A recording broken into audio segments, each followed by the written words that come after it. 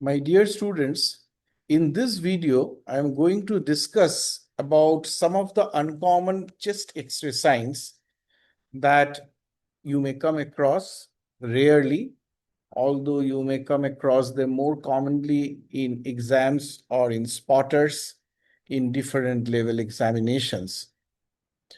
So let us start with something very common, a condition of supine pneumothorax.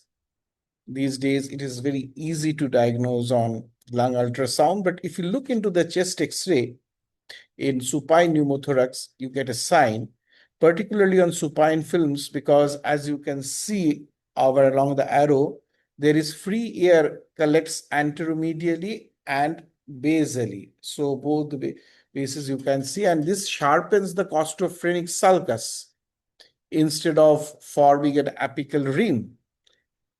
This X-rays can be commonly misread as normal because the classic apical lucent rim is absent, as you can see here.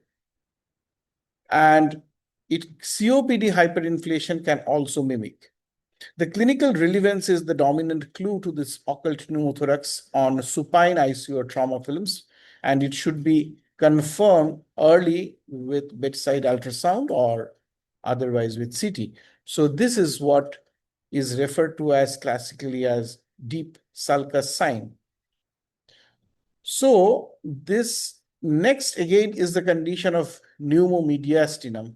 As you see, this is an X-ray in the mediastinum where mediastinal gas tracks behind the pericardium. As you can see, this is the pericardium you can see, and it makes it a silhouette appear continuous side to side. This is confused with the double diaphragm sign of basal pneumothorax, or it is dismissed as a match band artifact.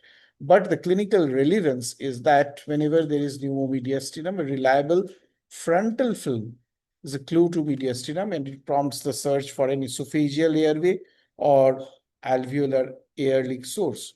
So this is the continuous diaphragm sign that we see in pneumomediastinum.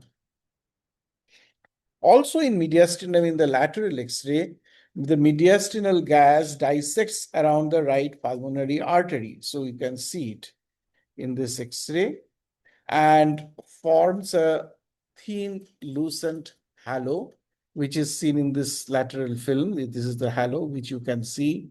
And this is common misread is because it is subtle and it is easily missed, but one should not mistake it for vessel calcification or overlapping bronchial wall shadows.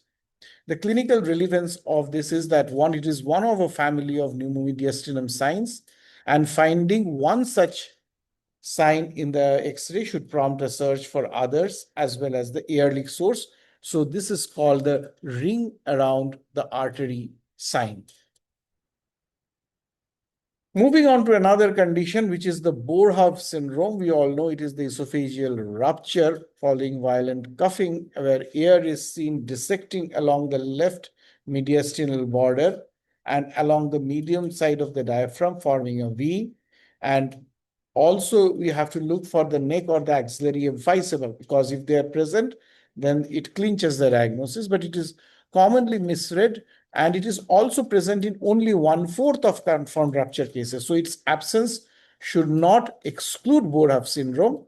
The clinical relevance is that chest pain after forceful vomiting plus this sign on the chest X-ray warrants urgent imaging and surgical consult, because the delay increases the risk of mortality. This sign is also known as the Naclerio's V sign, as you can see the V. Next, coming to something which is called which is there in the colonic interposition. As you can see, in between the colon comes, and in between the lever and the right hemidiaphragm, there will be haustral folds, and this haustral folds conform the bowel. So this gas folds within the gas conformed. It is not the free air. This is commonly mistaken for pneumoperitoneum, risking an unnecessary laparotomy in a well patient. Of course, with nowadays focus, it is possible to exclude them easily. But the clinical relevance in X-rays that look for Hostra before calling free air. A same-day CT settles genuine doubt without any risk for unintentional surgery. And this sign or gas under the diaphragm is called Chilaiditi sign. Again, this is a patient with the right upper lobe collapse with a central obstructing mass. A central obstructing mass obstructing the right upper lobe bronchus bulges the fissure. As you can see, it bulges the fissure medially while the collapsed lobe retracts laterally and it forms a reverse S. So this is the reverse S you get, and it is commonly misread as the collapse is obvious, but the subtle medial bulge driving is what is actually missed. So the clinical relevance is that it is classically bronchogenic carcinoma and S-shaped feature should prompt bronchoscopy and not just the treatment of atelectasis. And this is what is known as the golden S sign. Likewise, in left upper lobe collapse, as you can see along those red arrows, there is a hyperinflated superior segment of the left lower lobe, and interposes between the mediastinum and the collapsed left upper lobe, and this spares the aortic knuckle Chilaiditi. As you can see, it is commonly misread. On the CT, the lucency can prove to be the displaced mediastinal flat and not any aerated lung. As you can see, it is displaced. But the clinical relevance is that it lets you diagnose left upper lobe collapse even when the aortic knuckle looks reassuringly normal. So this is the Lufsichel sign, which indicates left upper lobe collapse. Next, coming to upper lobe atelectasis, as you can see, traction from accessory or major fissure tends the diaphragm dome. As you can see, these are the two domes of the diaphragm, or during the upper or middle lobe atelectasis. It can be mistaken for a pleural plaque or a subpulmonic effusion if the causal lower lobe isn't recognized, and a useful confirmatory clue to the upper lobe collapse when classic direct signs are equivocal. And this is the juxtaphrenic peak sign because there is a peaking. So this is the juxtaphrenic peak sign. Again, this is between anterior and posterior mass. If you get something like this, a mass whose border stays visible above the clavicle, this is the clavicle and it is visible above the clavicle, is posterior. One that disappears above the clavicle is anterior mediastinal. So the common misread is a paratracheal lesions lateral edge. As you can see, this is the lateral edge can peak above the clavicle without the mass truly being posterior. So the clinical relevance is a fast frontal film localizer for a thoracic inlet mass before the cross-sectional imaging. And this is what is called cervicothoracic sign. Then again, in the chest X-ray, you can distinguish between hilar versus non-hilar mass. As you can see, this white, the opacities, as you can see, if a pulmonary artery margin stays sharp through an overlying mass, its mass sits on anterior or posterior of the hilum and not within it. It is commonly misread because a true hilar mass obliterates the vessel margins. So it should not confuse with the two different Chilaiditi patterns. Clinical relevance is that it redirects workup of the hilar region owing towards the mediastinal causes like lymphoma or a thymoma. So this is called the hilum overlay sign. Then this is something very interesting in chest X-ray or rounded atelectasis because the bronchovascular bundles carving into a round pleural-based opacity create a tapering comet tail, which is a hallmark of rounded atelectasis. As you can see, the mass like hookup is a classic trap for overcalling lung cancer, especially with asbestosis or asbestos exposure. But the clinical relevance is that recognizing the typical pattern can avoid an unnecessary biopsy because this is a benign pseudotumor, and this sign is known as the comet tail sign.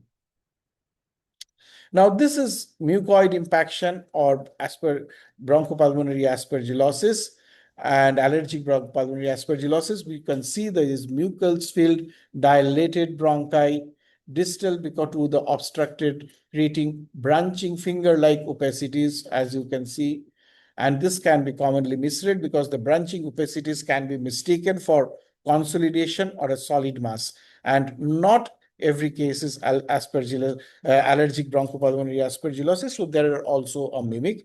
But the clinical relevance is that this new central branching opacities in asthma or cystic fibrosis should trigger workup for allergic bronchopulmonary aspergillosis, and antibiotics are not going to solve the problem. So this is what is known as the finger in glove sign. Now, this is aspergilloma or invasive aspergillosis. As you can see, the neutrophils, when they recover in the invasive aspergillosis, the necrotic tissue retracts from the viable lung. So this is it looks like. Then it leaves a crescent of air, as you can see. So this is distinct from aspergilloma or monod sign because there is a fungus ball here. There is no ball. The fungus ball in the pre-existing cavity in an immunocompetent host. This is different from that. But in a neutropenic patient, it is clinically relevant because new air crescent signals recovery, and it is not due to treatment failure. So this is also known as the air crescent sign.